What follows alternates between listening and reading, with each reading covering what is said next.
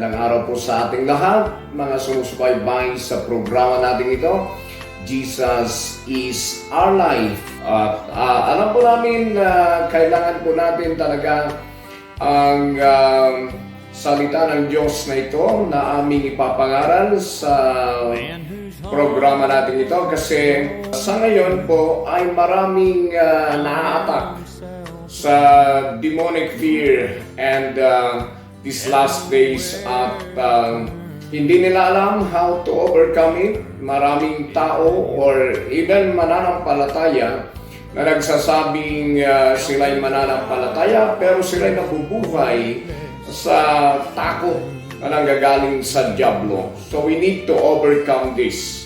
Kaya sa oras na ito gusto kong ipangaral how to overcome demonic fear because it is so very important for us to overcome in this life as a Christian.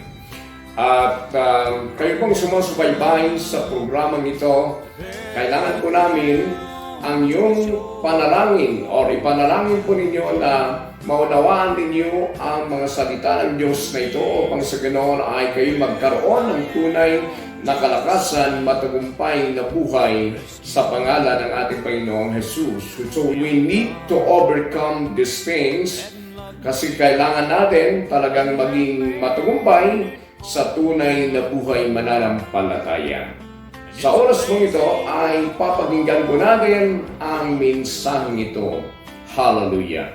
Praise God at nandito tayo upang sa ganon ay makinig muli ng mga salita ng Diyos to strengthen our spirit and soul. Amen?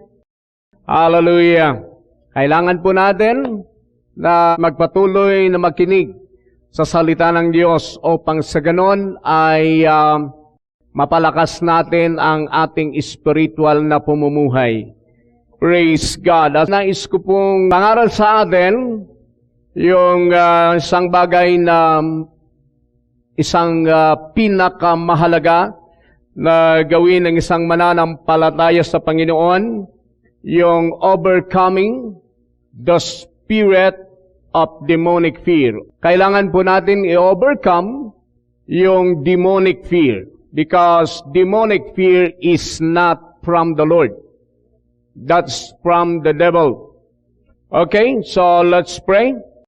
Hallelujah. Father, in the mighty name of Jesus, Ikaw ang tunay na Diyos na nagmamahal sa amin at Ikaw din ang Diyos na tunay na nagbibigay ng mga pagpapalam, yung magbubuting bagay sa amin. Ayaw mo na kami mamuhay sa demonic fear. Gusto mong kami mamuhay sa peace and joy in this life.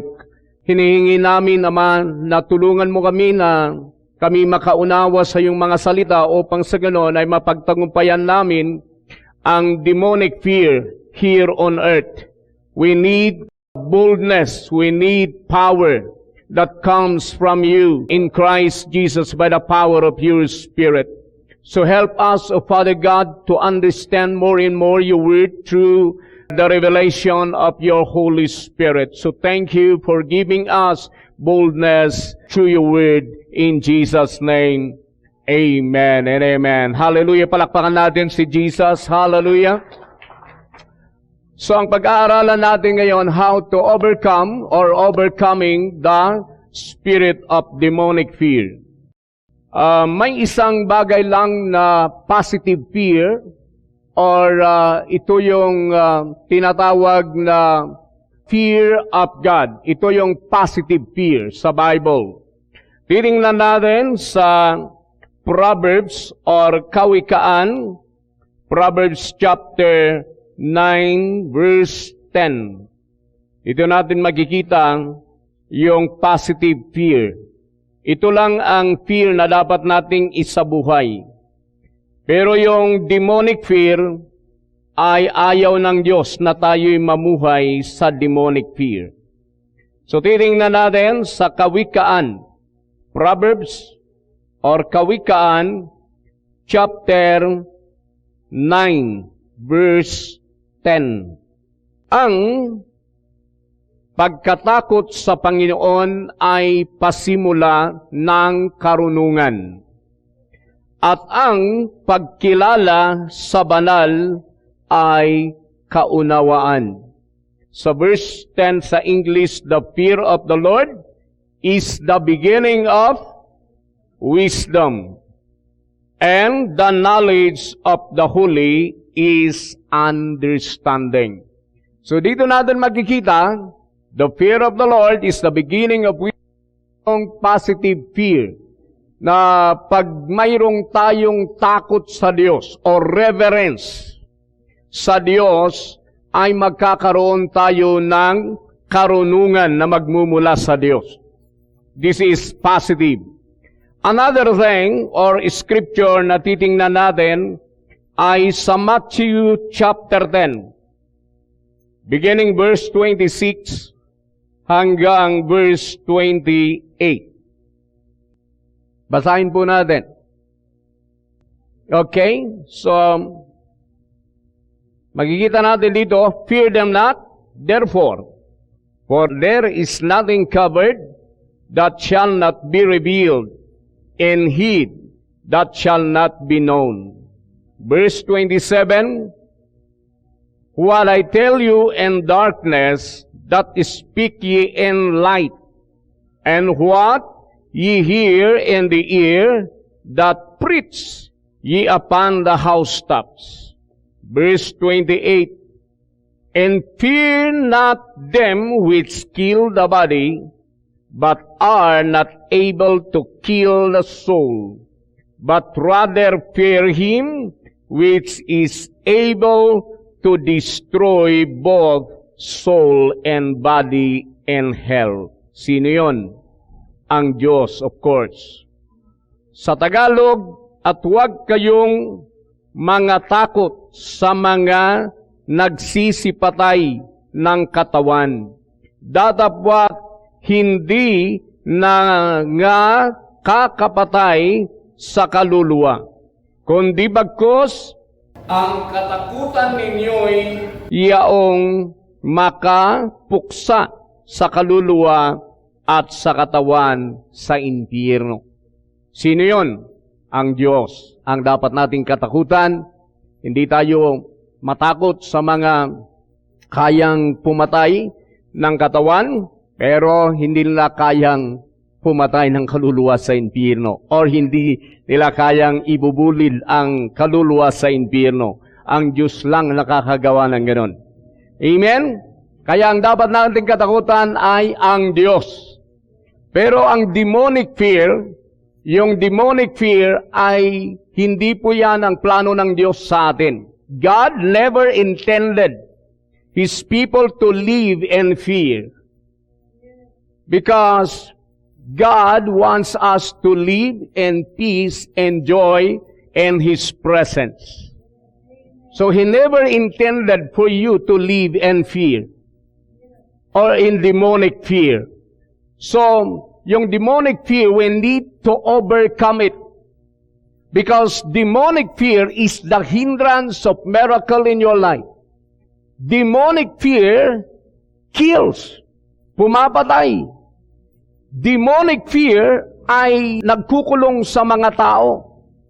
Ayaw niyang ang mga tao na yon ay magkakaroon sila ng strength to do something in this life. Yung mga nasa fear na yon ay demonic fear ay kinukulong ni Satanas. Kaya we need to overcome that demonic fear in this life. Okay? So, titingnan natin yung dapat natin i-overcome na fear is the hindrance of miracle. Demonic fear is the hindrance of miracle. So, titingnan natin sa Luke chapter 8 sa verse 50. Magkikita natin, demonic fear ay hindrance ng himala sa buhay natin. Pag pinapahintulutan natin ang demonic fear, nakikilos sa atin ay hindi makakilos ang ating pananampalataya sa Panginoon. Kasi opposite yung demonic fear sa pananampalataya sa Diyos. Kaya huwag nating pahintulutan ang demonic fear to control our mind, to control our hearts. Kasi yon ang ginagamit ni Satan to hinder your miracle. Kaya never allow that demonic fear to control your heart. Amen? Luke chapter 8, verse 50. Basahin ko po sa Tagalog. Dadabwat nang marinig ito ni Jesus, ay sumagot sa kanya, "Huwag kang matakot," or fear not. Huwag kang matakot, manampalataya ka lamang, at siya'y gagaling. Bakit ito ang sinabi ng Panginoon? Kasi si Jairus na ito, mayroong siyang anak na may sakit. At humingi sa ating Panginoon ng kagalingan at sila'y pupunta sana sa bahay ni Jairus. Pero may nagbalita kay Jairus na ang kanyang anak ay patay na. At sabi sa kanya ay, huwag mo nang bagabagin or huwag mo nang disturbuhin ang guro kasi your daughter is dead. Yun ang sabi nila. Pagkarinig ng ating Panginoong Jesus sa news na yan, na sinabi nila kay Jairus, alam niya na si Jairus ay matatakot na. Kasi sinabi nila, may nagsabi na patay na yung anak niya. So, sa mga tao ay normal na magkaroon sila ng mga fear, takot, kung ganun na ang news. Kaya sabi ng Panginoon, kasi yun ay hindi mangyayari yung himala. Yun ay mababarahan yung kapangyarihan ng Diyos na kikilos sa Kanya kung ipapahintulot niya yung demonic fear. So agad-agad sinabi ng Panginoon sa Kanya, sabi niya, "But when Jesus heard it, He answered him, saying," this is what the Lord said to Jairus, "Fear not." Huwag kang matakot. Yan. Because yung demonic fear ay kumikilos na kay Jairus at that time. And that demonic fear is a spirit na gusto niyang ikontrol ang isipan ni Jairus at that time. Kaya sinabi ng Panginoon kay Jairus, "Fear not."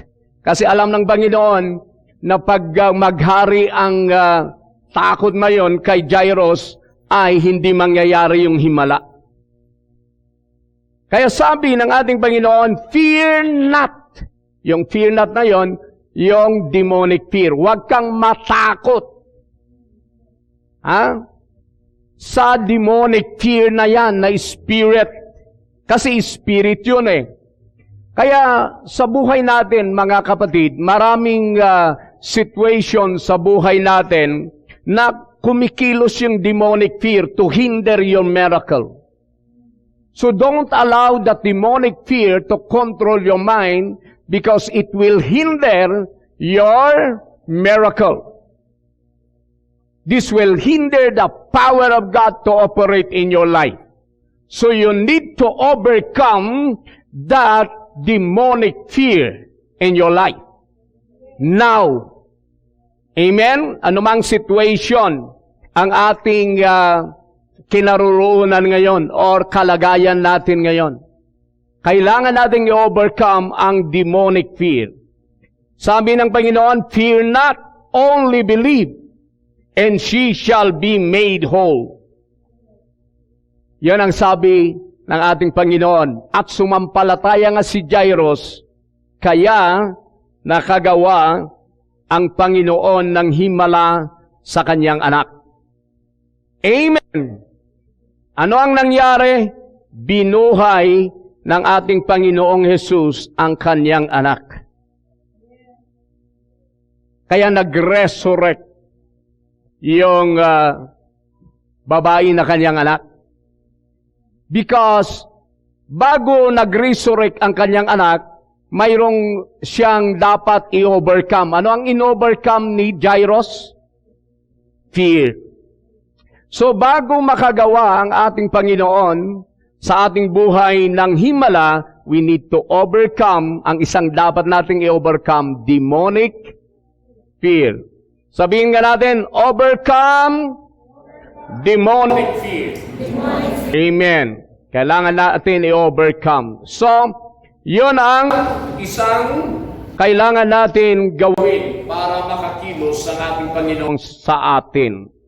Isang talata na dapat din natin makita ay sa 2 Timothy chapter 1 verse 7. Dito naman, ito ang sinasabi ng salita ng Diyos. Sapagkat hindi tayo binigyan ng Diyos ng espiritu ng katakutan,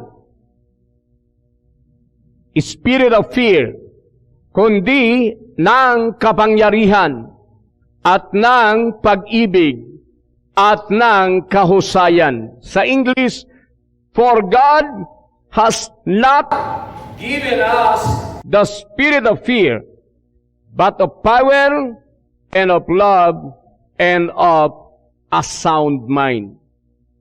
Pangalawa na dapat natin makita sa demonic fear, ang demonic fear ay hindi talaga nanggaling sa Diyos. Hindi binigay ng Diyos ang demonic fear sa kanyang mga anak. So we need to reject it. Kailangan i-reject natin ang demonic fear because this is not from the Lord. Hindi binigay ng Diyos ang spirit of fear. Ano yung ibinigay niya sa atin? Spirit of power and spirit of love and spirit of sound mind, well-balanced mind or self-control. So walang ibinigay ng Diyos sa kanyang anak na spirit of fear. So maliwanag na basta may demonic fear sa buhay ng mananampalataya, that is from the devil, you need to overcome it. Because the devil, ang layunin ng diablo, ang purpose ng diablo sa buhay ng tao is to kill, to steal, and to destroy. So yung demonic fear, ang layunin niya ay to kill, to steal, and to destroy the lives of God's people. So ang kailangan natin i-overcome because demonic fear is negative. Amen? That's from the devil. So now, how to overcome this demonic fear in your life? Pero titingnan muna natin yung mga bagay-bagay na namuhay sa fear dito sa Bible at sila'y nasira. Talagang sinira ng demonic fear. Alam niyo yung demonic fear, espiritu yan. Espiritu na pumapatay. Pumapatay sa kaluluwa, pumapatay sa katawan, pumapatay sa negosyo, pumapatay sa mga buhay na ibinigay ng Diyos sa atin. So, maraming pinapatay yung demonic fear. Titingnan na lang natin si Job. Dito sa Bible, sa buhay ni Job, yun ang dahilan kung bakit yung buhay niya, yung pamilya niya ay nasira because of this demonic fear. Titingnan natin sa Job chapter 3, verse 25. O minsan, pag napapakinggan natin ang istorya ni Job na siya'y sinubok ng diablo, ang akala natin nangyari yon na walang dahilan. O ang karamihan na dahilan na sinasabi ng mga tao ay hinamon ni Satanas si Job sa harapan ng Diyos. Kaya pinahintulutan ng Diyos na gawin ni Satanas sa kanya ang kanyang yung evil things na gusto niyang gawin kay Hope. yung negative things. Pero, pag-aralan natin, mayroon palang mas deeper na dahilan yon. Kasi hindi naman basta-basta magawa ni Satan kahit challenge niya si Job sa harapan ng Diyos. Na sige nga, subukan mo ngang alisin yung protection mo sa kanya at sisirain natin siya kung hindi kanya ika-curse, isusumpa. Yun ang sinabi ni Satan. Pero pag walang dahilan, pag yung isang tao ay namumuhay sa righteousness and holiness and the sight of God, hindi magawa ni Satan yon. Kailangan may dahilan upang siya'y makapasok, upang siya'y makagawa ng evil things sa buhay ni Job. Ang una niyang inatak sa buhay ni Job ay yung kanyang puso na nilagyan niya ng demonic fear. So, sometimes yung ginagawa ni Satan sa mga anak ng Diyos ay ilalagay muna niya yung demonic fear para masira niya Yung buhay ng taong yun. So, we need to overcome demonic Fear. Kailangan natin pagtagumpayan yon. Amen. Yun ang ituturo ko, how to overcome the demonic fear. Pero titingnan natin sa Job chapter 3, verse 25. Sabi niya, sapagkat ang bagay na Aking kinatatakutan ay dumarating sa akin, at ang aking pinangingilabutan ay dumarating sa akin. Sa verse 25, makita natin, for the thing which I greatly feared is come upon me. Yan ang sabi niya. Kaya, yun pala, na-attack siya ng demonic fear. Sabi niya, that which I was afraid of is come unto me. Ano yung kinatatakutan ko? Yun ang dumating sa akin. Yun ay sinabi niya. Kaya alam niyo, pag kayo'y natatakot sa kamatayan. Pag kayo'y natatakot sa virus, pag kayo'y natatakot na parang mawalan kayo ng hanap buhay, kayo'y natatakot na parang wala na talagang, wala na kayong pupuntahan. Ano pa? Yung mga ibang kinatatakutan. Yung sakit, karamdaman. Pag may siron ng sakit at karamdaman na ikaw ay natatakot, yun ay Attack ng diablo to kill you. So you need to overcome that fear bago siya magtagumpay. Mapagtagumpayan mo muna. Amen? Okay, praise God. So titingnan natin, ano nangyari kay Job because of this demonic fear. Ano nangyari? Nakagawa si Satan sa kanyang pamilya. Nasira niya ang kanyang pamilya, ang kanyang ari-arian, pati yung health ni Job. Nakialam si Satan because of this fear na because of this fear na dumating sa kanya. Kaya kailangan, we need to overcome it. Nakikita ba ninyo na demonic fear is very dangerous? Demonic fear is very dangerous. Talagang maraming negative na gagawin yan sa buhay ng tao. So we need to overcome. Hallelujah! So ngayon, how to overcome this demonic fear? Number 1, by knowing God's love. How to overcome demonic fear by knowing God's love. Kailangan maunawaan mo na ikaw ay mahal ng Panginoon, na hindi Kanya iiwan, hindi Kanya pababayaan magpakailanman. Kailangan makita mo na ang kanyang pag-ibig ay hindi pangkaraniwan. His love for you is very deep. Talagang malalim. Amen? Gayon na lamang. Hallelujah. Yun ang nasa John 3:16, gayon na lamang ang pagsinda ng Diyos. Or for God so loved the world that He gave His only begotten Son. So He loves us so much. The proof is He gave His only begotten Son for you. For you to be saved, for you to be healed, for you to be blessed, for you to be empowered. So He gave His only begotten Son because He loves you so much. Sa 1 John chapter, oh hallelujah.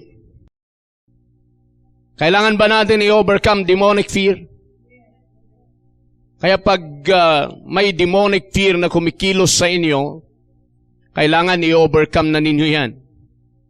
1 John chapter 4, beginning verse 17. Verse 17 in verse 18, basahin po natin ito. 1, 2, 3, go. Herein is our love made perfect, that we may have boldness in the day of judgment. Because as He is, so are we in this world. There is no fear in love, but perfect love casteth out fear, because fear hath torment. He that feareth is not made perfect in love. Makita ninyo dito sa verse 18, talagang grabe ang demonic fear. Very dangerous. Kasi ganito sa verse 18, there is no fear in love. Walang takot sa pag-ibig. That is the love of God. Kaya kung gusto nating i-overcome ang demonic fear, ang kailangan natin maunawaan sa buhay natin is the love of God. Kailangan makita mo na mahal ka ng Panginoon. Kasi pag mahal ng Panginoon ng isang tao, ayaw niyang may mangyari sa kanya na masama. Because ang pag-ibig ay hindi gagawa ng anumang masama. Amen? Hallelujah! So walang takot sa pag-ibig. Kung di, ang sakdal na pag-ibig ay nagpapalayas ng takot. But perfect love casteth out fear. Nagpapalayas ng takot ang pag-ibig. Amen. Alam nyo ba ang pag-ibig ng Diyos sa inyo? Naunawaan nyo ba talaga ang pag-ibig ng Diyos? Pag maunawaan natin ang pag-ibig ng Diyos sa atin, the result is lalayas ang takot, demonic fear. Inuulit ko. Pag ang pag-ibig ng Diyos ay magiging sakdal sa atin, ang isang lalayas sa buhay natin ay ang demonic fear. Pag yung demonic fear ay kumikilos sa buhay ng isang tao, ay ibig sabihin, hindi pa sakdal, I should say. Hindi pa sakdal ang pag-ibig ng Diyos. Hindi pa perfect ang pagkaunawan niya sa pag-ibig ng Diyos sa kanyang buhay. Because love casteth out fear. Doon matatalo ang demonic fear. Alam niyo sa buhay namin, ilang beses na talagang umatak sa amin yung demonic fear. O minsan, umatak siya sa mga sakit at karamdaman. Pag nakikita mo yung kalagayan ng may sakit, talagang kikilos yung demonic fear. Kung ano-anong inilalagay niya sa puso mo, sa isip mo, kung ano-anong ilalagay na kamatayan or paano na kung lumala, lalong-lalo na pag wala kang pera, kung minsan ay sinasabi niya sa iyong isipan na yun din ang sakit yung taong namatay doon sa kabila. Parang ganon. Ikaw nang susunod. Yun ang ginagawa ng demonic fear sa buhay ng tao. Upang sa ganon ay makagawa siya ng evil sa buhay ng taong yun, yun ang inuunan niyang ginagawa sa buhay ng tao. Ilang bisis na namin yan na-experience. Pero ano ang ginagawa namin? Kami mananalangin. Kami bubulay-bulay sa salita ng Diyos. Meditate. Kami magmi-meditate sa salita ng Diyos na, Panginoon, Ikaw ang tunay na Diyos na nagmamahal sa amin. You will never leave us nor forsake us kasi binigay mo ang iyong bugtong na anak na mamatay sa cross para sa amin.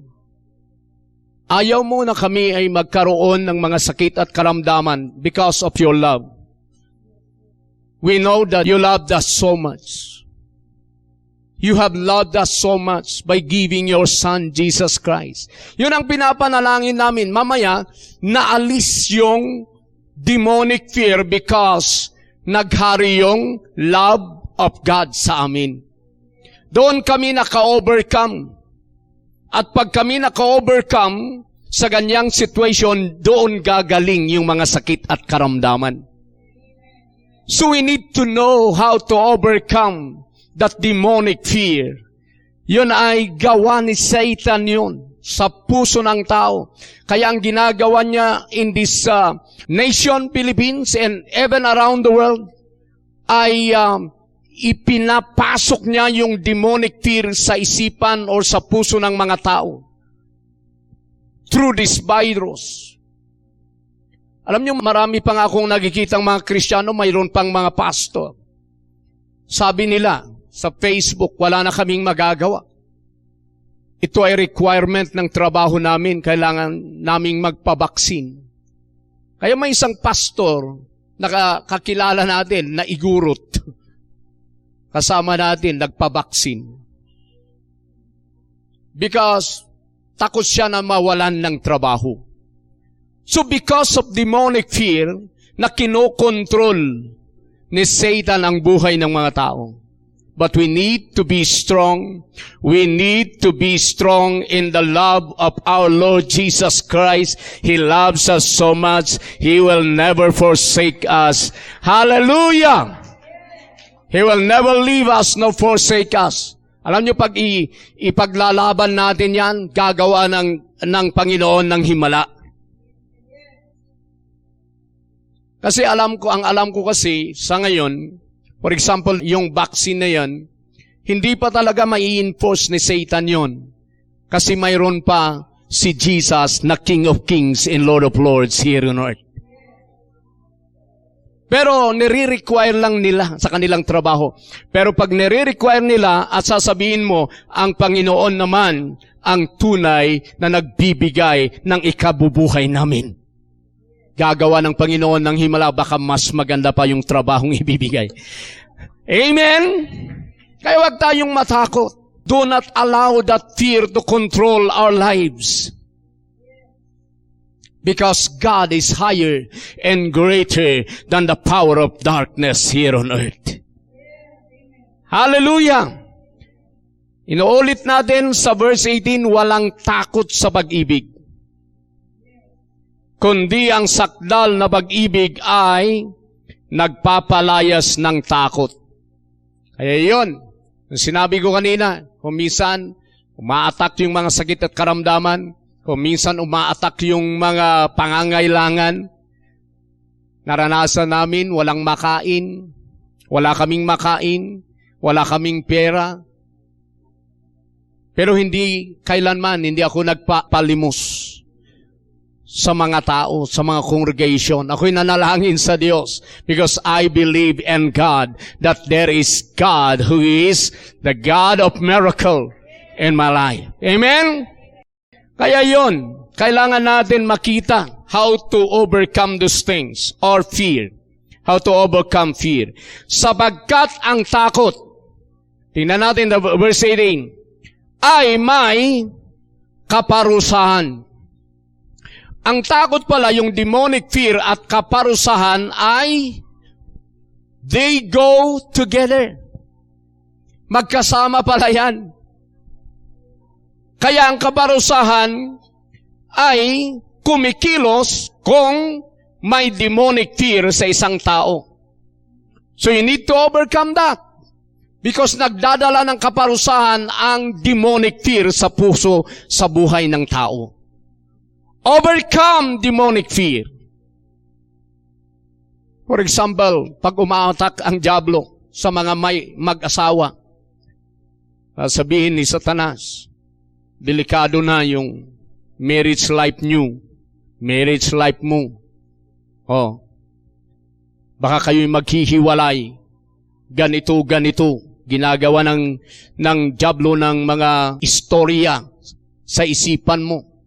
Ina-attack niya yung marriage life mo. Pag ikaw ay natatakot sa mga ginagawa niya, mas lalo kang mapaparusahan. Ang ibig kong sabihin, ang parusa ay darating. So you need to overcome that. In the mighty name of Jesus, we have the love of God. Jesus loves my family. Amen. Kaya yung mga ibang family, bakit sila ay nabruk? Bakit sila ay nawasak? Ang unang ginawa ni Satan doon ay demonic fear. Pinasok niya ang kanilang pag-iisip. So you need to overcome that. Mayroon ba dito yung ganyang ang nangyayari sa kanyang buhay? You need to overcome that. Natatakot ka, for example, negosyante ka, parang yung business mo ay mababangkrap. You need to overcome that. Amen. Natatakot ka na parang, for example, noon, kahit sa ministry sa akin, kung minsan natatakot ako sa ministry. Parang, hindi ko kaya yung mga persecution, hindi ko kaya yung mga pagsubok na darating sa ministry, parang ayaw ko nang magpursigi sa ministry kasi nakikita ko pag lumalaki pala ang ministry, lumalaki rin ang responsibility at yung problema naman ay lumalaki. Kung minsan inilalagay ng dyablo ang takot, demonic fear sa aking pag-iisip na pagdarating ang mga bagay na ito, hindi mo na kaya. Pero nakita ko, Jesus loves me so much. He loves me and He is within me to help me, to empower me. Hallelujah! Kaya ako nagpatuloy hanggang ngayon. Nakita nyo na overcome ko yung mga demonic fear. Hindi ako natakot sa mga persecution, sa mga sinasabi ng mga tao, sinasabi ng mga dyablo. At ako'y nagpursige because of His love for me. Amen. Alam nyo ba na kayo'y mahal na mahal ng Panginoon? Okay, sapagkat ang takot ay may kaparusahan at ang natatakot ay hindi pa pinasasakdal sa pag-ibig. So we need the love of God to overcome fear. Hallelujah. Panghuli po mga kapatid, how to overcome fear. How to overcome fear? By faith. Pananampalataya sa Diyos, sa kakayahan ng Diyos. We need to overcome fear by faith. 1 John chapter 5 verse 4 and verse 5. Hallelujah. Praise God. Gusto nyo bang i-overcome ang demonic fear? Bakit kung minsan na hindi umaalis yung mga gawa ng dyablo, yung mga sakit at karamdaman, yung mga bankruptcy, yung mga kabalisahan sa buhay natin? Because hindi natin in-overcome ang demonic fear. Hindi mo pala alam na yung demonic fear pala ang kumukontrol sa buhay mo. So you need to overcome it now. Amen? For whatsoever is born of God overcometh the world. The world is the kingdom of darkness. Kingdom ni Satan. Because Satan is the god of this world. 2 Corinthians 4:4. But yung mga anak ng Diyos overcometh the world, the devil. And this is the victory that overcometh the world, even our faith. Sino ang nakadadaig sa sanlibutan? Yung mga anak ng Diyos. At ito ang ating kapangyarihan upang mapagtagumpayan natin ang sanlibutan ay ang pananampalataya. Faith. Mayroon ba kayong pananampalataya sa Diyos? Ako, mayroon akong pananampalataya sa Diyos. Ang Diyos ay makapangyarihan sa lahat. He is my doctor. He is my provider. He is so rich God. Lahat ng sa Kanya ay akin in Christ Jesus. Yun ang aking pananampalataya. And God is within me and upon me by His Spirit. By His power, I believe in Him. Kaya pag nakikita mo yung problema, maging, maliit lang kung malaki ang yung pananampalataya sa Diyos. Amen? Yung mga kinatatakutan mo, makikita mo na under your authority and power by faith in Christ. Amen? Kaya kailangan natin ang pananampalataya sa Diyos. Hallelujah. Pag makita natin yung Hebrews chapter 11, by faith, by faith, by faith, by faith, silang lahat ay naging matagumpay. Palakpakan natin ang Panginoon. At ano ba ang ating gagawin? Yung application natin, we need to pray. Last part, at ito yung ating gagawin. We need to pray for that power, yung kung ano yung ating sinampalatayanan ay kikilos sa atin. Sa Acts chapter, titingnan natin sa Acts chapter 4. Last verse na ipapakita ko sa inyo. We need the manifestation of God's power in our life. Acts chapter 4, verse 29. Ito ang panalangin ng mga disciple nang sila'y natatakot. Kasi tinatakot ng mga government official sila at pinakulong na nila ang kanilang kasama. Kaya sila'y natatakot. Pero sila'y nanalangin. Ito ang kanilang panalangin at ito rin ang gagawin natin. Sa verse 29, at ngayon, Panginoon, tingnan mo ang kanilang mga bala or balak at ipagkaloob mo sa inyong mga alipin na salitain ang iyong salita ng buong katapangan. Sa verse 29 yun. Samantalang iyong iniuunat ang iyong kamay upang magpagaling at upang mangyari nawa ang mga tanda at mga kababalaghan sa pangalan ng iyong banal na si Jesus. Ito ang kanilang panalangin. Sa verse 31, at nang sila'y makapanalangin na, ay nayanig ang dakong pinagkakatipunan nila at nangapuspos silang lahat ng Espiritu Santo at kanilang sinalita na may katapangan ang salita ng Diyos. Ano ang nangyari nang sila'y nanalangin? Sila'y nangapuspos ng Espiritu Santo at sila'y nangaral na may katapangan. With boldness. Kaya yun din ang aking ipinapanalangin sa ministry natin ngayon because we are now in the last days. Alam niyo yung mga ibang mga kapatiran sa church, ina-attack ng demonic fear. Sila'y hindi na talaga nangangaral. Kung minsan, ayaw nilang maglihans because natatakot sila sa virus. Hindi nila nakita na sila'y may kapangyarihan to destroy the works of COVID. Bakit? Kulang sila sa kapangyarihan ng Espiritu ng Panginoon. But we need this in this church today. Hallelujah! We need the love of God and we need faith. Amen? But we need also the manifestation of God's power in our lives. So paano yan mangyayari?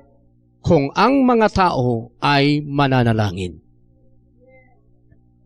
Kaya pag tayo, may panalangin natin na tayo mapuspos ng spirit of boldness, spirit of power, nakikilos ang Diyos sa pangalan ni Jesus ng mga tanda at himala or gagawa, ang Diyos ng mga tanda at himala sa buhay natin, yun ang magbibigay sa atin ng tunay na katapangan or boldness to stand firm in the Word or to stand firm in God's presence. Amen? Hallelujah! So, kung mayroon man kayong kinatatakutan, surrender it to the Lord now. You need to overcome that. Whether that is sickness and diseases, or demon spirit of bankruptcy, or ikaw natatakot sa iyong pamilya, parang may mangyaring masama, or kung ano man yun, lahat ng demonic fear, you need to surrender it now and overcome it in your heart. By faith, by God's love, and by the manifestation of God's power. Kaya huwag kayong matakot sa mga symptoms ng sakit at karamdaman, because you have the life of Christ. You have the health of Christ. You have the spirit of health. You have the love of God. Amen. You need to believe. And God. Kaya huwag kayong matakot sa mga ginagawa ni Satan na symptoms sa iyong mga katawan. You need to overcome it. Huwag kayong matakot sa demon spirit of bankruptcy. Kung ano man ang ginagawa ng diablo sa sanglibutang ito, God is higher than him. Amen? Kaya kung minsan nakikita natin yung crisis in this world today, but you need to stand firm in your faith that God is so rich God. And He is your Father. He is your provider now and in the days to come. Don't allow the demonic fear to control your mind. Don't allow the demonic fear to control your health. Because we have the power in Christ Jesus by faith to overcome demonic fear. If you are in that negative situation today, always remember that the God who lives in you is so great God in power, so great in His mercy, so great in His love. He is so great God. He is so big God. Bigger than any negative situation na nararanasan mo sa ngayon. You need to overcome this demonic fear, spirit of demonic fear, because they're from the devil. Their purpose is to destroy you. Their purpose is to control you. Their purpose is to hinder your miracle. So you need to overcome it. And you can overcome it because God is within you. Yan po mga kapatid, nakita natin na ang demonic fear ay talagang gumagawa yan ng mga gawa ng diablo sa buhay ng mga tao. Kaya binabagita ko sa inyo how to overcome it. by knowing God's love, by experiencing the love of God, at sa pananampalataya, na magkaroon tayo ng tunay na pananampalataya sa Gospel of Christ, sa Panginoong Jesus, and by the power of the Holy Ghost, nakikilos sa ating buhay. Kailangan po natin yan upang sa ganon ay mapagtagumpayan natin ang demonic fear na kumikilos sa buong mundo. Alam po natin na ang Diyos na nasa atin is bigger than the devil that is in this world. Kaya sa lahat ng mga nakinig ay ang dalangin namin po sa inyo ay mabuksan ang iyong pagkaunawa kung sino ang Diyos Ama, si Jesus at ang Holy Spirit through the Gospel na nananahan sa inyo. Upang sa ganoon ay makita ninyo kung sino siya sa inyo o sino siya sa inyong buhay upang sa ganoon ay yun ang inyong sampalatayanan. At magkaroon po kayo ng tunay na kalakasan na magmumula sa Kanya by the power of the Holy Ghost. At lahat ng mga sakit at karamdaman ay tinalo na ni Jesus sa inyo. At si Jesus na nananahan sa inyo, He is your life, He is your health, and He is greater than sickness and diseases in this world. Kaya huwag din tayong matakot sa mga ginagawa ni Antichrist in these last days.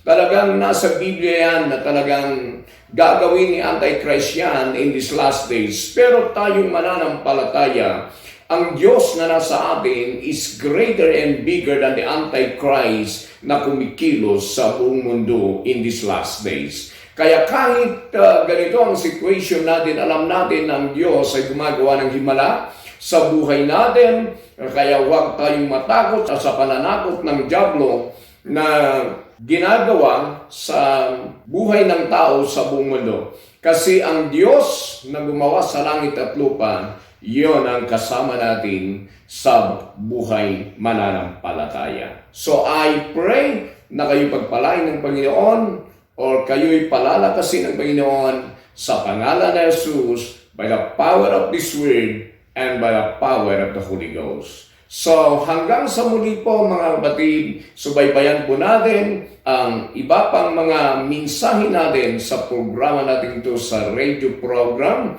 upang sa ganoon ay tayo'y maging malakas sa tunay na pananampalataya. Hanggang sa muli po, bye-bye. God bless you.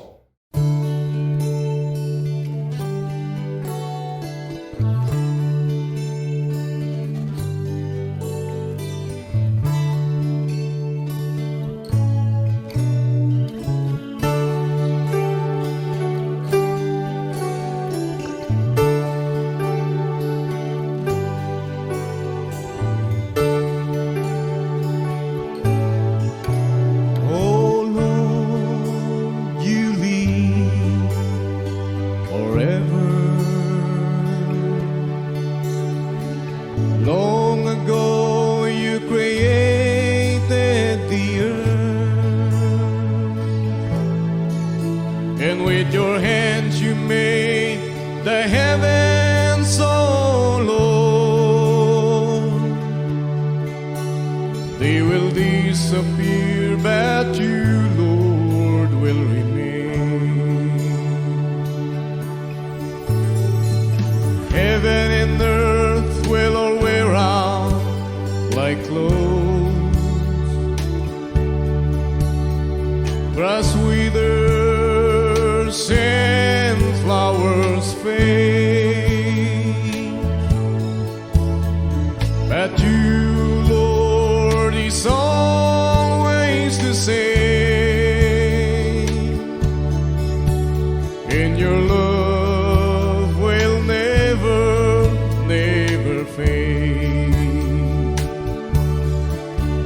Your love is everlasting.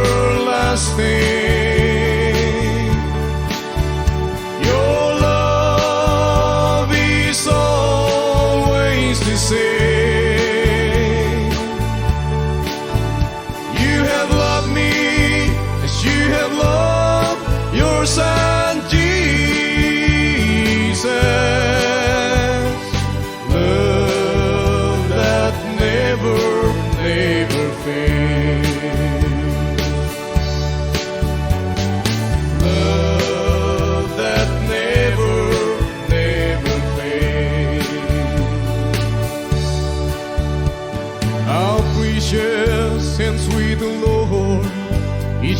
constant love.